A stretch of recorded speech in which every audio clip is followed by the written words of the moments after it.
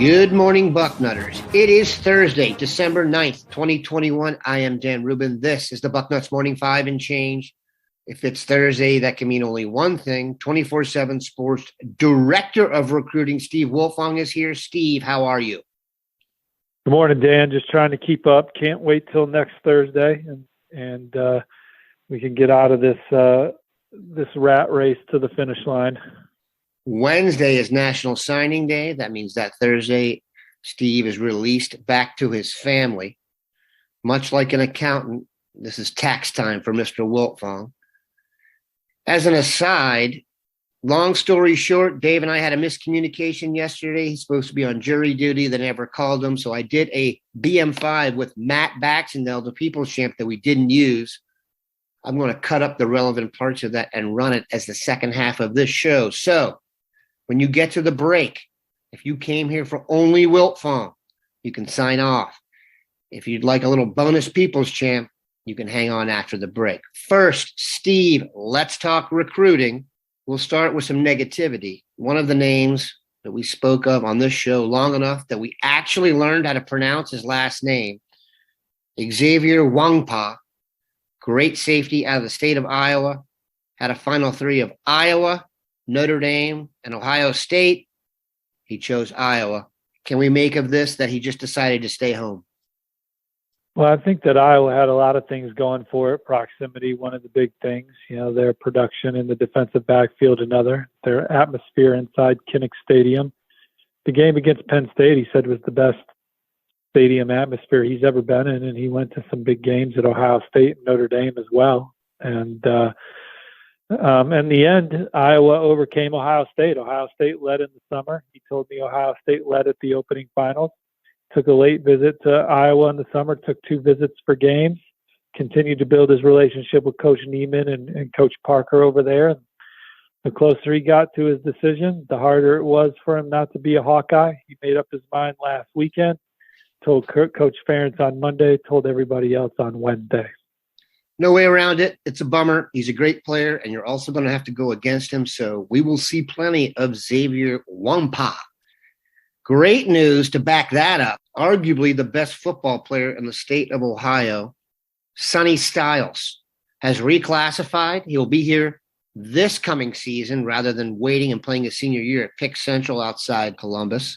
There's been some consternation about it. Anytime a guy makes a leap like that, people are questioning it. I have to say Styles is that guy. If I were going to say one prospect I've seen the last couple of years that I thought could make the leap, it's Styles. Do you agree? Well, he was the alpha dog at the Under Armour Ohio event in the spring or summer. I forget what it was, but it was freezing out. The weather conditions sucked, but Sonny Styles still tested off the charts. He can run. He's got elite change of direction. He's got elite length. He's got an elite body type. He's got an elite mentality. He's a guy that can obviously play in coverage. He's a guy that can erase mismatches depending on how you're playing against. He's a guy that can rush off the edge and be a factor in that game. He really checks all the boxes. For Ohio State to get him a year early is big because I think he's physically ready to go. He'll be able to compete from that component when he gets on campus. Another year of high school football. I don't know how much of a difference that was going to make for him. He can get into Mickey Marotti's strength and conditioning program.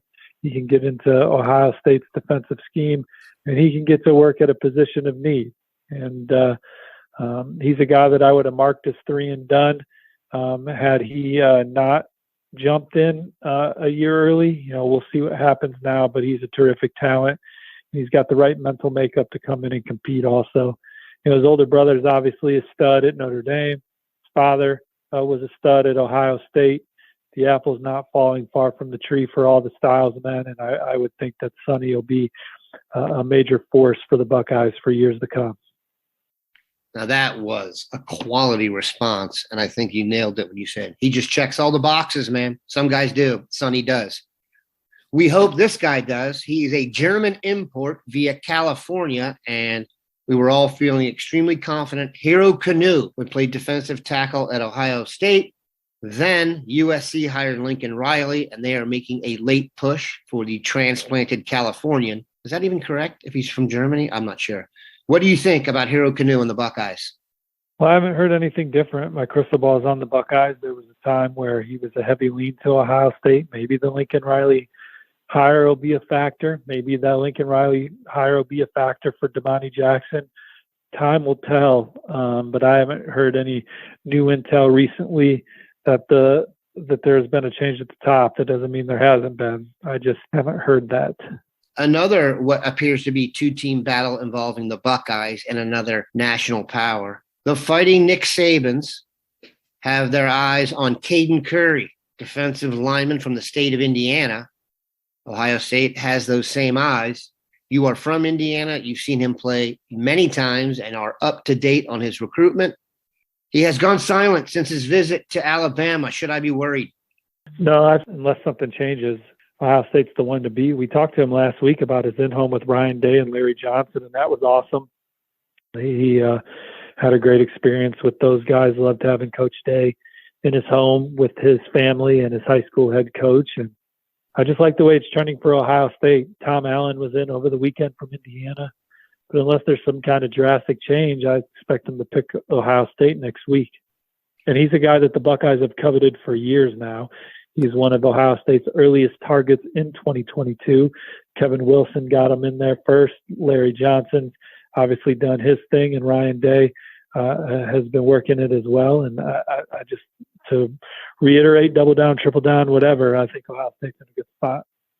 Defensive tackle or defensive end for Curry? He is just a high motor front seven player.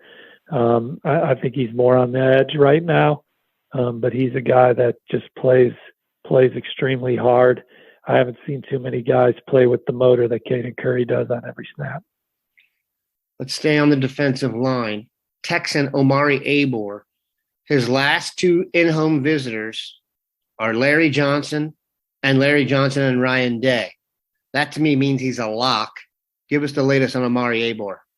Well, everything I'm hearing is that Ohio State's the team to beat. I haven't heard differently. Maybe another school will come in here at the end and make that interesting. But I think just following the coach in home visits, Ohio State looks like they're in excellent position.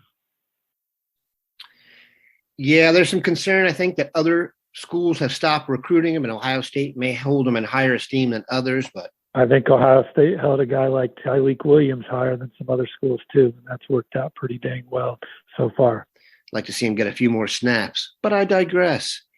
Let's finish with this. Notre Dame, who you know quite well, hired Marcus Freeman, proud Wayne graduate, fine Gem City native, fine Buckeye. How do you think Marcus Freeman will do there? Is he more of a threat on the recruiting trail to Ohio State than Brian Kelly, or less?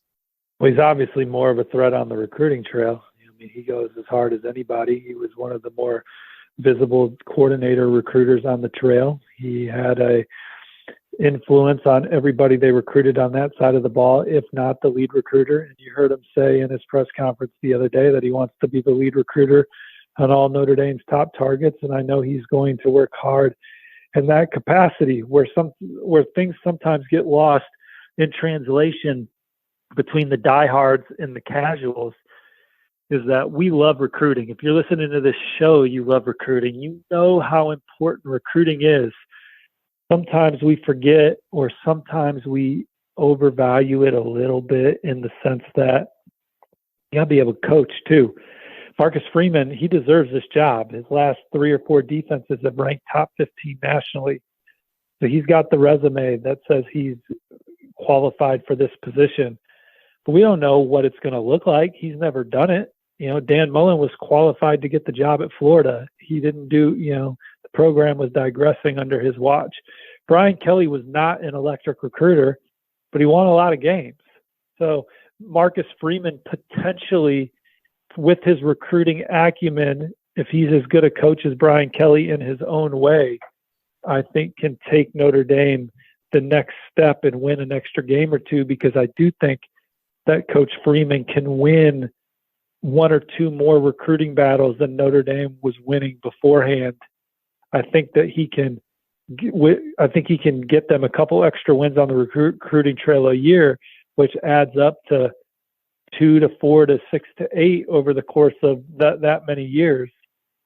But we'll see. We'll see. What kind of head coach he is. That's a tough job.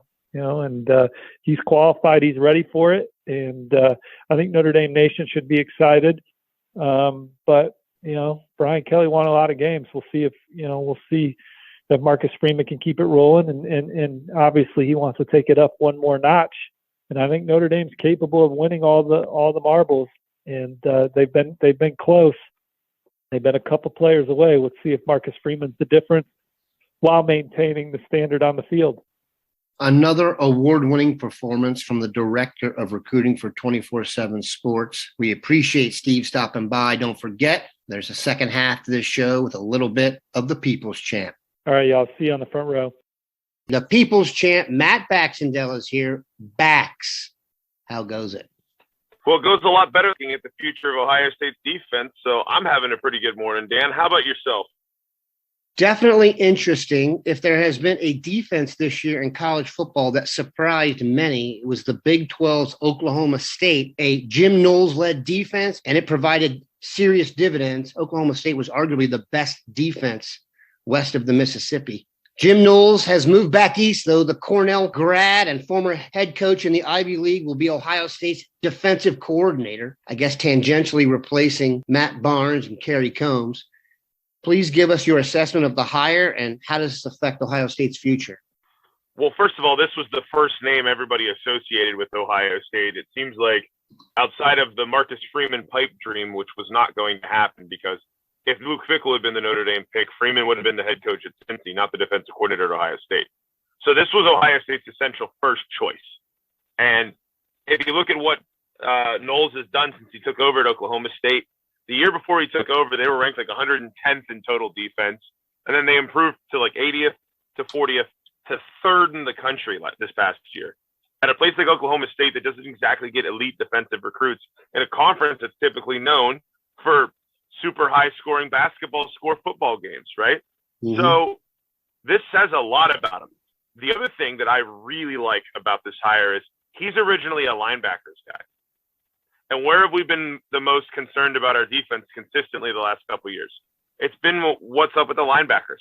Even whenever the linebacker play was okay a couple of years ago, that's been the spot we've always worried ourselves about. So you know that this guy as a linebacker-centric guy is going to make sure that part of the defense is on point. So there's a lot of things to like about this hire. I'm interested to see how it works between now and January 2nd when he's officially allowed to start. Like, is he allowed to recruit before then? I don't honestly know. I wouldn't think so because the NCAA has their 10-man limit and Ryan Day's already said he's keeping them. But long-term, this is a really good hire for Ohio State. It's the guy that Ryan Day wanted. And, we have to trust that he's going to be making a good choice just like he did with Jeff Hafley. And, we'll see what other changes end up happening. But I think getting Knowles right now is a very good start to fixing a defense that has been a very big problem the last 2 years. And it's very important, I think, that Day just hands Knowles the keys as well. There's been some concern that too many cooks in the kitchen. Let a guy like this just take control of it. Day can focus on the offense, and it's all systems go. On the positive side, C.J. Stroud will be going to New York. He's not going to win the Heisman Trophy. That's going to be Bryce Young. But C.J. Stroud will be on television in New York in the same fashion that Justin Fields was, or in the same fashion that Dwayne Haskins was. I would say, from a recruiting perspective, and I think it's been borne out in who they've attracted, having guys at the Heisman ceremony in consecutive fashion is a strong sign for the program. Not to mention, Joe Burrow was a Buckeye. We still sort of claim him. Not to mention, Chase Young also went. Ohio State has had essentially 5 guys that are associated with their program in the last 4 years as Heisman finalists in New York.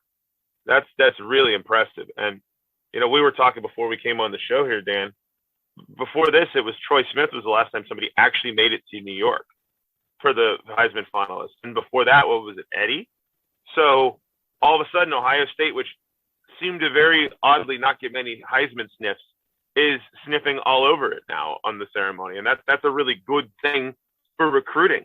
It's a good thing for recruiting those defensive players I talked about because we can say, hey, we've had a defensive player recently at the Heisman finals. And if you're a quarterback, there's nowhere else you're going to want to go because going back to Braxton Miller, every starting quarterback we've had practically has been a Heisman top 5 finisher. Braxton was a top 5 in, I think, 2012. JT Barrett was a top 5 in 2014, right? And if you overlook the Cardale Jones sort of lull, which a lot of people seem to forget he started half the season, then you move right on to the next group. Haskins is a finalist. Burrow, when he went to LSU, is a finalist, right? Justin Fields is a finalist. Now you've got C.J. Stroud as a finalist. It's this sort of quarterback lineage that, I think a lot of people were surprised about the Ewers transfer. I think it bodes well for Devin Brown and Kyle McCord, what they're going to do. And as long as Ryan Day's the head coach here, Ohio State is going to be known as the quarterback program. And which, by the way, is so weird for all of us who have sat through years of that's the one spot Ohio State doesn't produce NFL players at. Now we're just spitting them out every 3 years, every 2 years, like it's nothing. But it's so huge for OSU in recruiting to get this kind of exposure. And I agree with you. I don't think Stroud's going to win the Heisman. I think it's going to go to Bryce Young because usually it's the quarterback on the team playing the best at the end of the year, and that's Bama after blowing out Georgia. But end of the day, Stroud's in excellent position to have another good year next season, maybe build off of this to be able to win it next year. Maybe, big picture-wise, you don't win the Heisman if you don't beat Michigan, though. I think it's going to be Bryce Young and Aiden Hutchinson are the top 2 vote getters. But it's a great thing for OSU to have their quarterback once more at the Heisman final ceremony. If you were building the modern football program and you wanted to have one super consistent feature, constant churning of first-round quarterbacks would absolutely be your first pick, especially given the way football has gone. And I've said this for a while. I think pretty much every quarterback under Day is going to be a first-round draft pick. I predicted he'd have 7 in a row, and everyone thought I was nuts. I think Stroud has established himself where things go almost status quo for the next year or so. He's going to be a first-round draft pick, and then whoever's behind him will take the mantle and go from there. All right. Jim Knowles is in as defensive coordinator. There have literally been rumors about every other member of the staff, from Greg Stradrawa to Al Washington to Larry Johnson. There's always rumors Larry's going to step away. What changes do you think are coming? What changes would you make? Give us an assessment, because I think everybody assumed they would add a defensive coordinator. But I think from here, it's a little less solid. Where to? Well, and there's a lot of moving parts right now because there's no way Ohio State would ever actually tell Larry Johnson he has to leave. He has to choose to retire, I think, at this point. And who knows when LJ decides to do that, right? I think the only thing we know right now for sure is that you have 10 guys on staff and you have another guy coming in, and you can't go over 10. So somebody has to go. I think there's a lot of interest around, for example, a guy like Parker Fleming, who's only a special teams coach. I think that's the most replaceable position. But I have to think that a guy like Knowles, who's a linebacker-centric guy, is he going to come in and want his own linebackers coach versus Al Washington, who struggled, to say the least, with the linebackers this year? I don't know. I think Kerry Combs, if he stays around as a cornerbacks coach, is a huge win. Everybody knows how well he did in that role originally. But is he willing to accept that role on a permanent basis going forward? I don't know. Is Matt Barnes all of a sudden too qualified to just be a safeties coach / maybe special teams coach? That's certainly an interesting question too. And then, of course, there's the Studrawa question where his recruiting has been better. I know for a while people thought he might be the guy out, but there's still what I continue to this day to not understand notion of why in the world we played 4 tackles, including 2 of them at guards, all season when you had a guy in Matt Jones who's a road grader guard. The only reason they did it was to try to prevent Vaughn Jones from transferring. And I think that may have been short-sighted because it certainly bit them in the final game of the year. So Stud's a guy who I think is going to get some question marks. I think Brian Hartline is certainly safe. I think Corey Dennis is certainly safe. And then I also am really interested to see if Kevin Wilson ever decides that he wants to move on to another role too. But I don't think he's really in trouble. Really, the offensive side of the football this year, look at Tony Alford. OSU's already, supposedly done the work behind the scene to keep him for now. I think the defensive side of the staff is where we're really looking at things. And I wouldn't be surprised to see a couple more changes, particularly, Al Washington right now with a linebacker-centric defensive coordinator just seems like the most logical person to be finding something new. And that's a big turn from, a year ago, whenever Tennessee was trying to hire him away for a ton of money and OSU paid him. So we'll see. I definitely think we're not done with changes, though, at this point. Losing to Michigan was terrible, but if there is a silver lining, it's that it eliminated all excuses. It eliminated everybody kidding themselves and provided the opportunity for real change, and that means real progress. So we trust in Ryan Day to be able to add quality staffers if he's going to make some moves. And we also appreciate the People's Champ for stopping by. We hope Dave Biddle is back soon. Have a good one, Bucknutters.